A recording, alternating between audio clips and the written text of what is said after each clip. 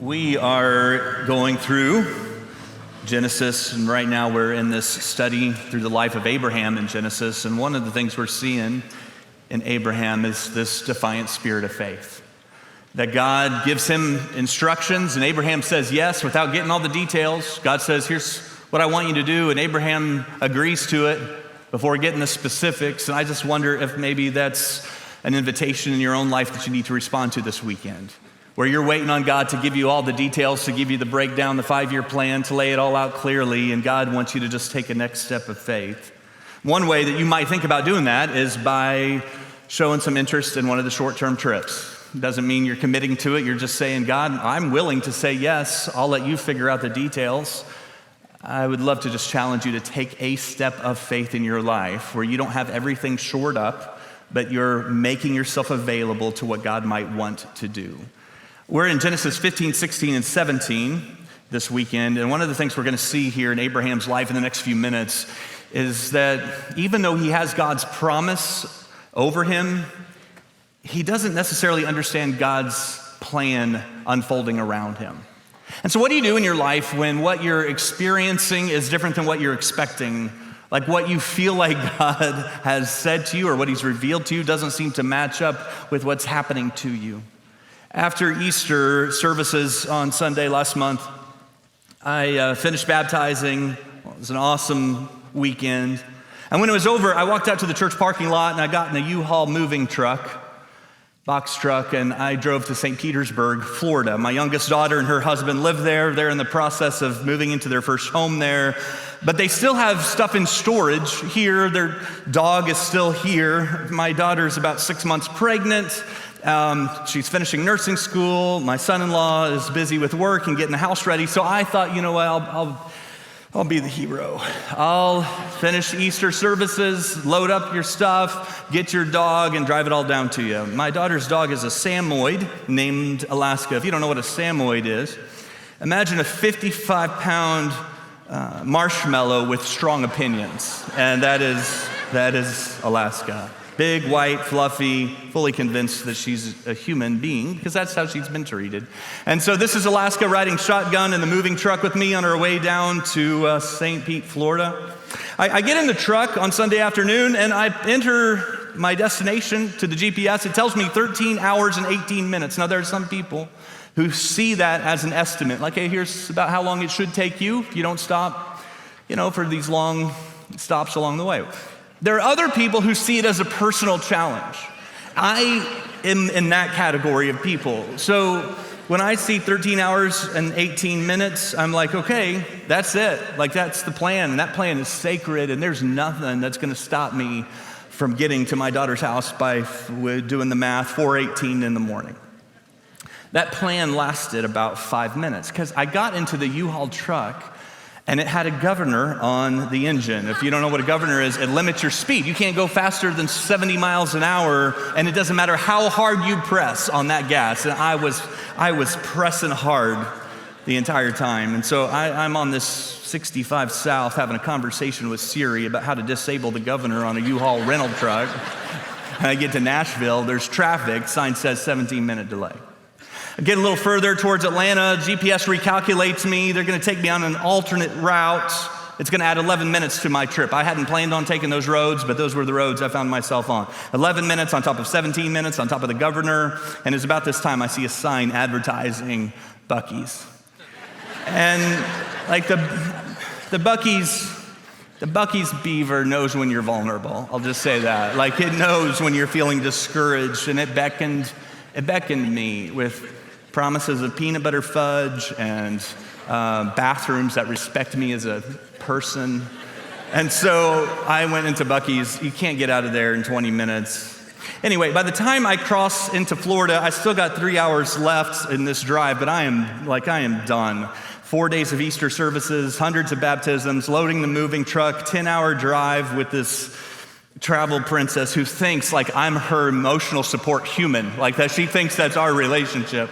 And so I did something that I'm a little embarrassed to admit to you that I did, is I stopped somewhere to sleep.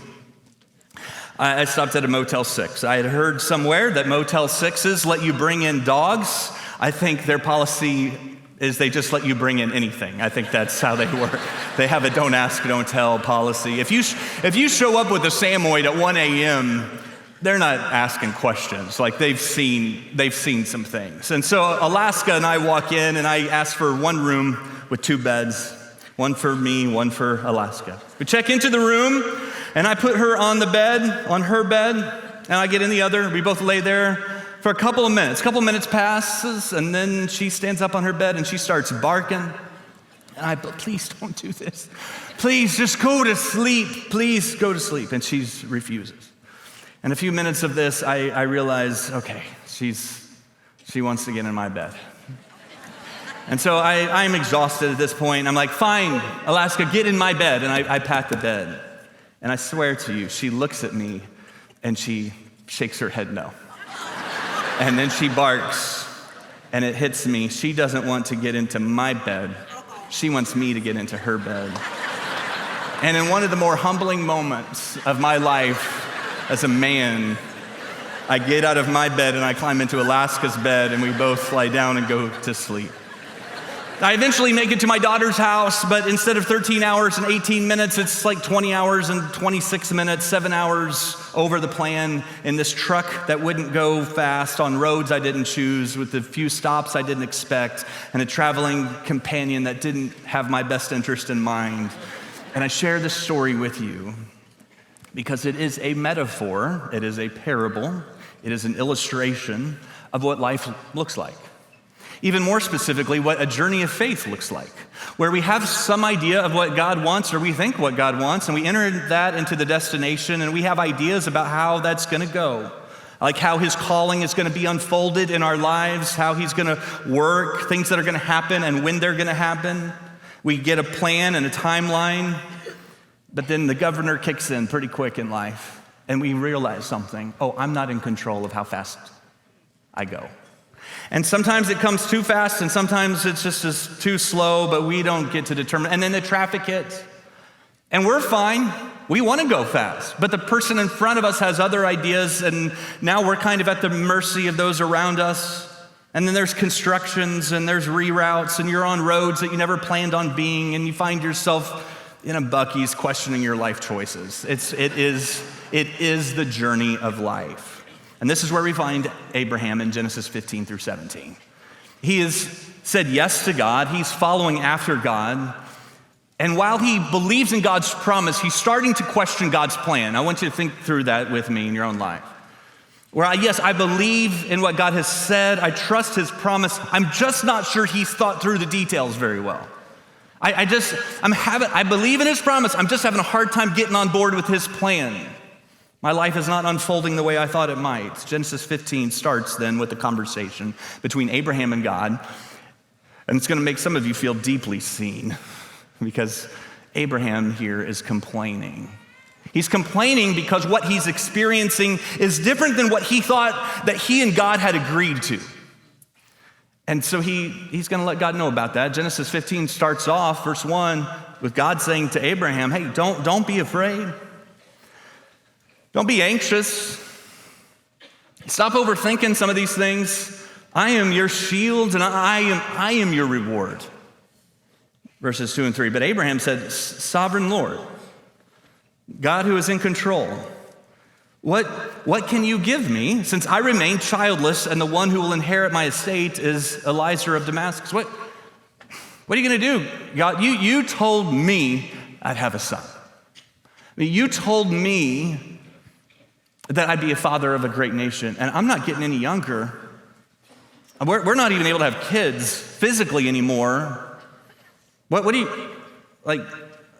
you doing? Abraham said, you've given me no children, so a servant in my household, I guess, will be my heir. I guess this is the way it's going to be. So God says, don't be afraid, I'm your reward. And Abraham says, yeah, that's great, God, but what about my kid? What about the son that you promised me? And so what I want you to see here is what you don't have is Abraham wandering off and abandoning his faith. What you don't have is Abraham saying, I'm out, I'm not going to follow you anymore. What you do have is a man who is tired of waiting. He's sitting in traffic on the interstate of faith, and he's saying, come on, God. How long are we going to do this? Like, when is this going to happen? Give me a time, give me something, because I thought by now things would look different. I thought by now I'd be engaged. I thought by now the marriage would have softened. I thought by now our finances would have turned around. I thought by now there'd be some breakthrough in this habit that I've been trying to get control over in my life. I thought by now my health would improve. I thought by now I'd have a job offer. I thought by now things would be different. And so he's frustrated because he doesn't understand God's timing, and the calendar keeps turning. Have you ever read a novel where you get to a certain chapter in the story and you thought by that chapter things would have turned and it hasn't? So you're reading the novel, or for some of you, you're watching the series, okay? And you thought by that chapter or by that episode, some things would turn around for the main character. Like you expected some conflict, you expected some twists and turns along the way, but it hasn't happened. Like it's still just spiraling. And you get frustrated. You're like, okay, how much longer is it going to be this way? Like when's it going to turn? When's it going to turn? And you feel like certain chapters being done. I'm done. I'm not going to keep reading this. You feel like throwing it across the room. You feel like starting another series altogether, unless you've read the author before.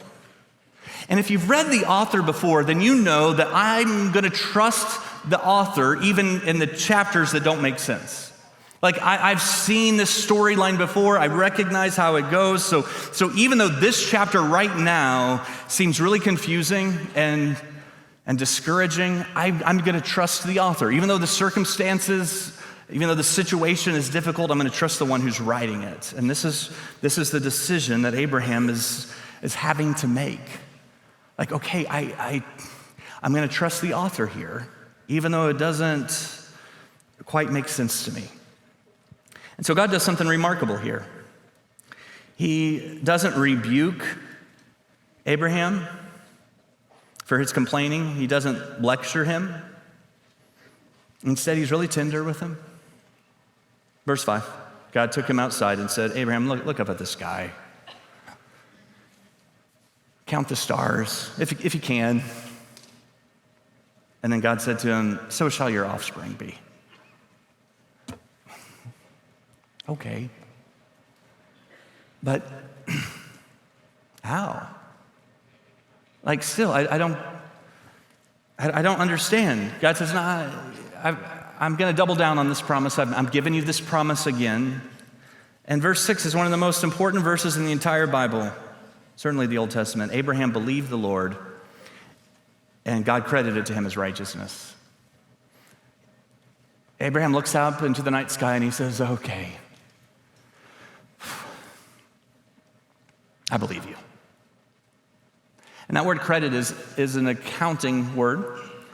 It was credited to his account as righteousness. Believing was credited as righteousness. We tend to think of righteousness as kind of this list of things that we do or perhaps don't do, and that's what makes for a righteous lifestyle. But really, it's all rooted in belief. Paul picks up on this in Romans 4, this very story, and helps us understand that the way we get to God is not by earning our way to God, but by believing or trusting our way to God. And when you believe God, when you really trust him, that his way is the best way, then that's going to show itself in living a righteous life. But it's rooted in belief. It's rooted in this defiant faith that says, okay, I don't see how, but I'm going to trust you. I'm going to put my faith and my confidence in you against all odds.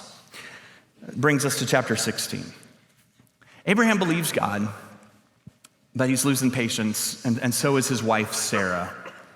They believe God's promise, but they're just not sure about God's plan. And here's what happens. Sarah, Abraham's wife, decides, I've been waiting for this baby for a long time, and I'm kind of done waiting. I think she's exhausted.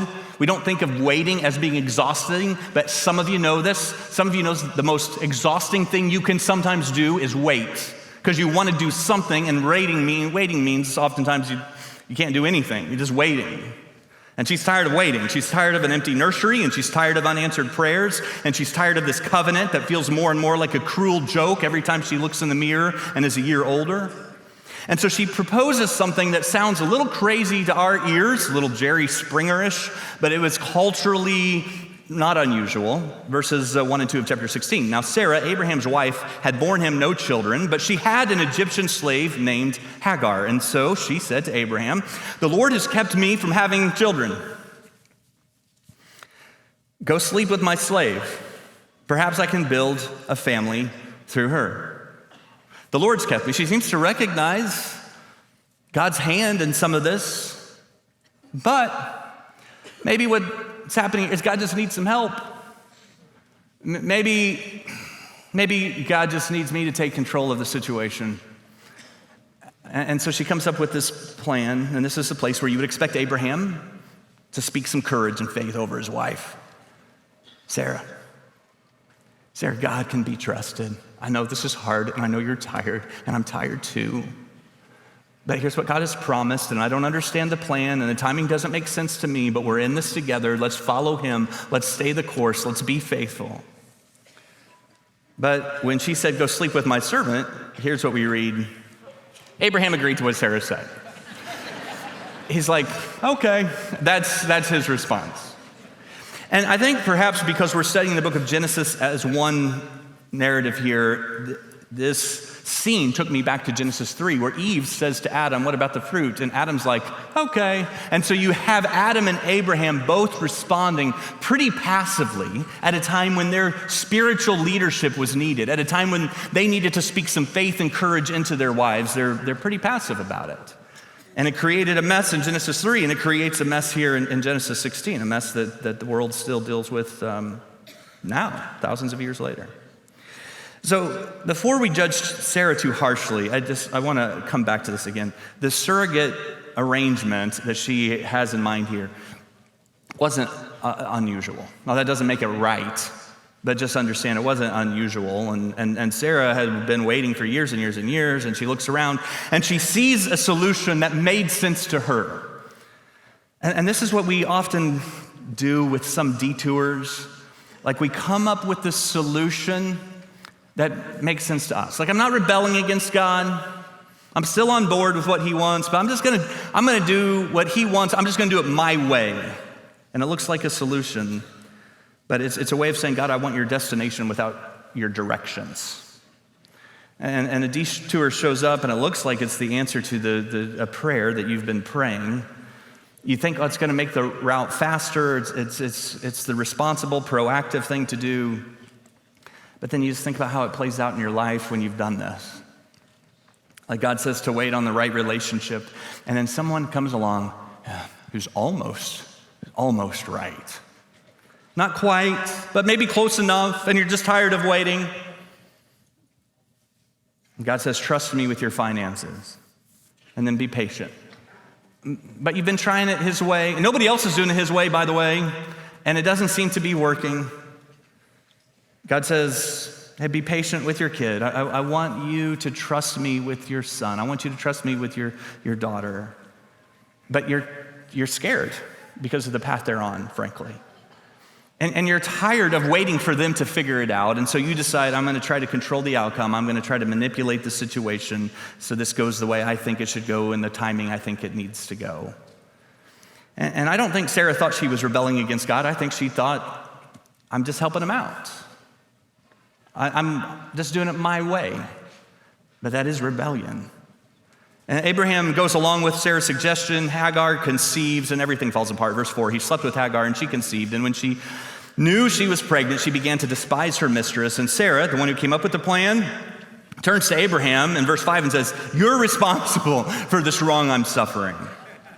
And this is what a detour looks like, right? We come up with a plan, we execute the plan, we don't really consult God on it, it blows up, and then we blame somebody else for the whole thing. And this is where I want to pause in our story, and I want to ask a question. What about Hagar in this story? What about her? Because she's in the middle of this mess, and it's easy just to miss her. She didn't ask for any of this. She was a servant. She didn't have a choice. She was, to be clear, she was used as a means to an end, and then she was mistreated when it all backfired. And in verse 6, the text says that Sarah treated her so harshly that she ran away. And so we find her in the desert, alone and desperate and pregnant and used and discarded by the very people who are supposed to be walking with God. What about her in this story? Well, do you know who pursues her and finds her in the desert? God does. And we see this remarkable scene unfold in verse 13, where she does something that nobody else in the entire Bible does. She gives God a name. I think it's perhaps because she was a foreign woman who didn't really know God, didn't know about Abraham and Sarah's God. So when he shows up, when he finds her in the desert, she needs to give him a name, and she names him. She gives him the name El Roi, which means, you are the God who sees me. That's your name, the God who sees me. And God doesn't correct her.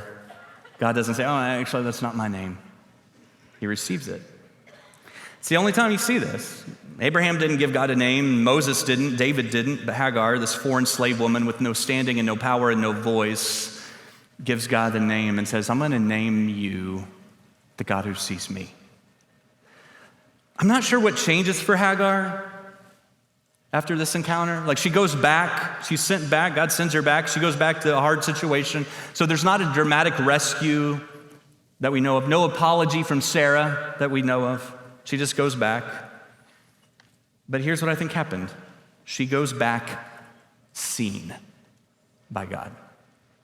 And there's a version of strength that does not come from your situation getting fixed. It comes from knowing that the God who spoke the universe into existence sees you. Yeah. And he sees you in the hospital waiting room. And he sees you in the funeral home. And he sees you when you're reading the divorce papers. And he sees you when you're getting the diagnosis. Like, he sees you.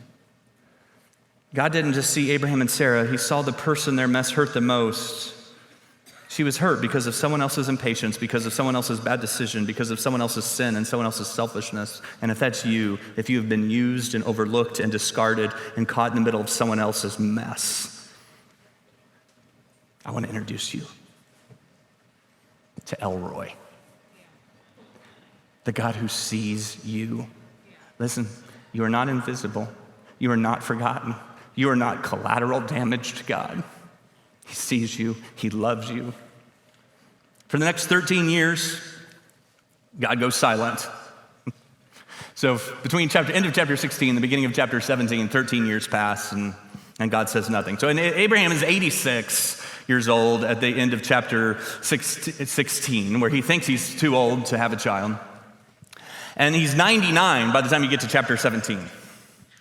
So it's a 13-year delay. It's quite like 13 years in the Motel 6 is a long time in the Motel 6. And some of you know what this feels like. Because you're living in the aftermath of a decision you made, or maybe somebody else made, but it was 5 or 10 or 15 years ago, and every day you kind of wonder, did I ruin it? Is God done with me? Did I take such a wrong turn that I can't get back on course? And the story isn't over.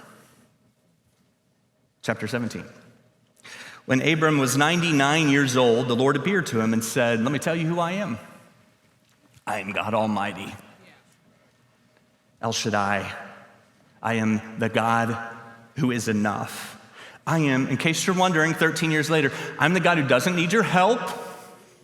I'm the God who doesn't need your plan B or your backup strategy. I'm the God who's got this. And then he does this really sweet thing as he restates his promise to Abram. Verses 4-6 says, for me, God says, this is my covenant with you. You will be the father of many nations, and no longer will you be called Abram. Your name will be Abraham, for I've made you the father of many nations. I will make you very fruitful. I will make nations of you, and kings will come from you. And so the detour doesn't cancel the destination. After 13 years, God comes on the scene, and he says, my promise still stands. I haven't changed my mind. I haven't moved on. I haven't forgotten.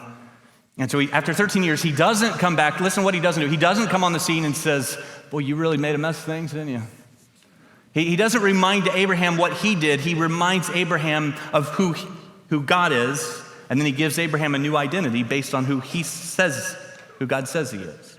Verse 17, Abraham fell face down and he laughed and said to himself, will a son be born to a man 100 years old?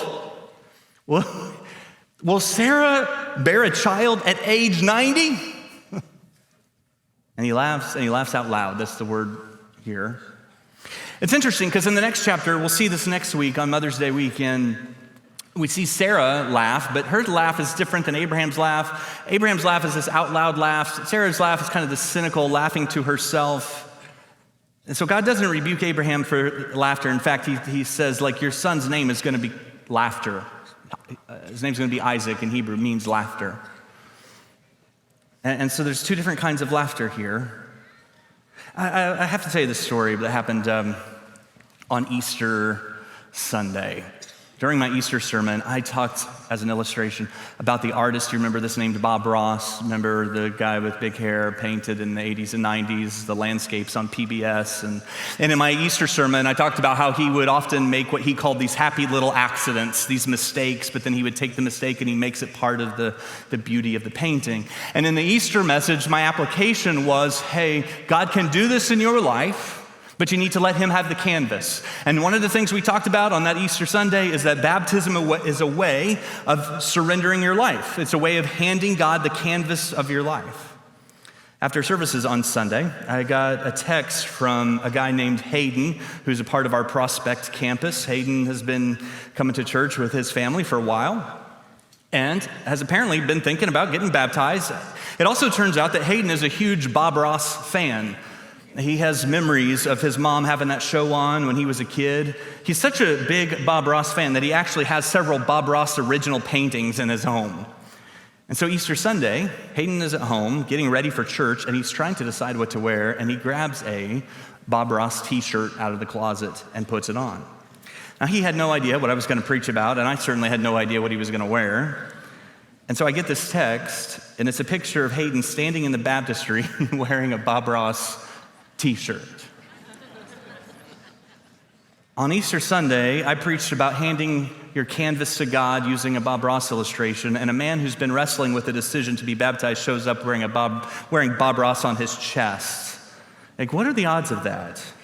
Like, you tell me who arranged that. I've never used the name Bob Ross in a sermon in 30 years. And I happened to do it for the first time while this guy shows up wearing a Bob Ross t-shirt. Who knew there even was such a thing? Like, who coordinated that? Who coordinated the shirt and the moment and the man? Like, I didn't, and Hayden didn't. And so I get this text, me in Alaska, driving down the road Sunday afternoon. I get this text with this picture. Do you know what I did when I saw that picture? I laughed. I laughed. Not because it was necessarily funny, but because it was so perfectly, impossibly, absurdly God. What else do you do? My laughter in that moment was worship. It's my way of saying, okay, only God could do that. I think that's the kind of laugh of Abraham here in Genesis 17. And so what do you do when you're in the middle of a detour, dealing with some kind of delay? I just want to give you three things if this is where you find yourself traveling along. Number one, stop trying to help God. Stop it. Like, you can surrender, but you don't need to sit in his seat. And I know some of you have been hurt in ways that I can't imagine. And so you've got a death grip on the steering wheel of your life, and you won't let anybody get too close because you don't want to get hurt like that again. And it's time to let it go. It's time to let God be God. God didn't need Sarah's plan, and God didn't need Hagar's help. He didn't need Abraham to engineer the outcome and try to make everybody happy. He just needed them to wait. And waiting can be hard, but waiting is sometimes the assignment. Waiting is sometimes the work. Abraham is 87 6, and then he's 99 or 87, then 99. And what God does in the waiting really mattered. Abraham's not the same person in chapter 17 as he was in chapter 16. Now, what happens is when we decide we're going to make things happen on our own, when we get busy arranging and orchestrating and manipulating, trying to control things that aren't ours to control, we're missing out on what God wants to do in the waiting. Stop trying to help God. Surrender to him, but don't sit in his seat. Secondly, release yourself from past detours. 13 years of silence. I can't imagine how many nights Abraham kind of replayed the decisions and looked around at the mess he'd made and listened to the way Sarah was mistreating Hagar and watched Ishmael growing up and knowing that wasn't what God's plan was. And he just thinks to himself, what did I do? And perhaps he wondered, is it too late for me? But when God shows up in 17, he meets Abraham right where he's at. And this is a message that some of you need to hear. You have convinced yourself that because of something you did or because of something that happened to you 5, 10, 15 years ago, you're off course and there's no getting back on course. This is not how God's plan works. God is so sovereign and so gracious. He can meet you right where you are at any time, and his plan can start from there. It doesn't mean there won't be delays. It doesn't mean you didn't make things more complicated than they had to be. It doesn't mean there won't be some miles and years and heartache that got added to the trip. But the detour doesn't cancel the destination. Abraham, as a 99-year-old man, speaks into your life and says, it's not too late. You can still trust him. Number 3, keep reading even when you don't trust the chapter. When what you're experiencing is different than what you were expecting, trust the author. When the chapter that you're in is devastating, keep reading. Keep reading. The story is not over yet. Keep reading. Can I tell you about my favorite moment in this story? It's after Abraham complains early on. He expresses his frustration about God's timing, and God's just very gentle with him, very tender. He doesn't say, how dare you doubt me? You know who I am? No, verse 5, he took him outside and he said, Abraham, look up at the sky and count the stars. If indeed you can, so shall your offspring be. Now, what I want you to catch here is the physicality of the moment. Abraham is inside his tent. He's surrounded by walls of worry, and God says, come here. Come outside. I want to show you something. He's been staring at his ceiling, and God took him outside to show him the expanse of the universe. Researchers have found that when you step outside at night and look up into the stars, something measurable happens in your brain. When you do that, your nervous system begins to down-regulate, like the cortisol, the stress hormone that's kind of been running the show, while you're laying awake in bed at 2 a.m. rehearsing your problems. That starts to drop. Your heart rate slows, your breathing deepens. Scientists call this the overview effect. It's a neurological response when the vastness of what you're looking at essentially shrinks the size of what you've been worried about. It can literally reduce inflammation in your body. It lowers anxiety. It increases your sense of connection to a bigger story, remind you kind of the perspective of what's happening in your life. So what God doesn't say is he doesn't say to Abraham, hey, sit in your tent and think about what you've done. Sit in your tent and think harder about my promises. He says, Abraham, come here. I just want you to walk outside and I want you to look up. Because sometimes what your faith needs is a change of scenery. You have been staring at the ceiling of your circumstances so long that your problems feel like the whole sky. And so here's your homework assignment. Tonight, not next week, tonight. Before you go to bed, I want you to walk outside. Everyone here, everyone who's listened to this is your homework. Walk outside. Step into your backyard or your driveway or your apartment balcony or the parking lot, whatever you've got. And I just want you to look up. Don't bring your phone. Don't check the weather. Just walk outside. Stand there and look up. And when you look up, you will be looking at the same stars that Abraham looked at. The same sky God used to make his promise. And I want you to tell God, as you look up at the sky, as honestly as you can, what you're waiting for. That thing that's keeping you up at night. That delay that's maybe been eroding your faith. I want you to say it out loud. when you look up at the stars. Now I want you to stay there long enough to let the sky do for you what it did for Abraham. And let it remind you that the God who scattered those stars has not forgotten. He's not forgotten your name or your prayer or his promise. And then as you're staring at the stars, I want you to call him by his name. El Roy, the God who sees me.